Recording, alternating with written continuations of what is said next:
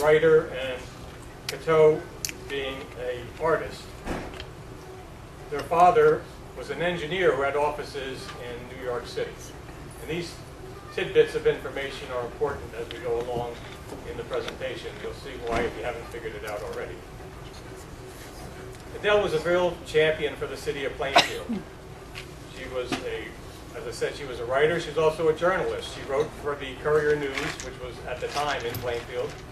She wrote an opinion piece for the Courier, and people were anxious to read her writings and her musings about Plainfield. There was an article in the Courier in 1979 written about her that said, Adele relishes giving the Queen City, her home since 1914, an oral or written boost. She died in 1988. She was predeceased by her parents and by her sister. And she left her money in a bequest for a scholarship program that was administered by the Plainfield Foundation. So the Plainfield Foundation actually manages the money. Our Rotary Club and other Rotary clubs help with the selection of the recipients, the decision on who gets the awards, etc.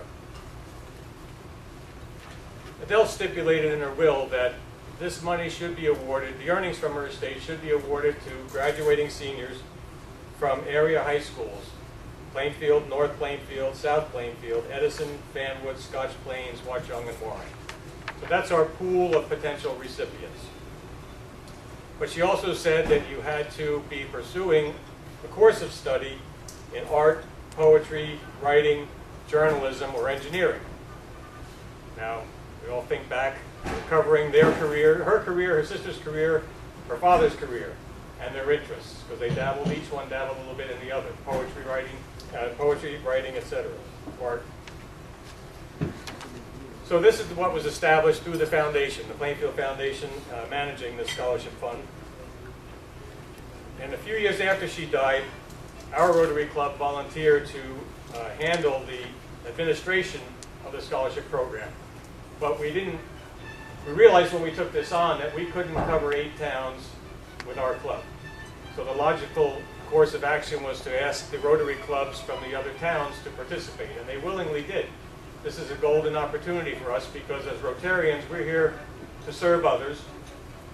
And this was an opportunity for us to serve the youth of our community by doing the interviews and selecting the recipients and then presenting these awards.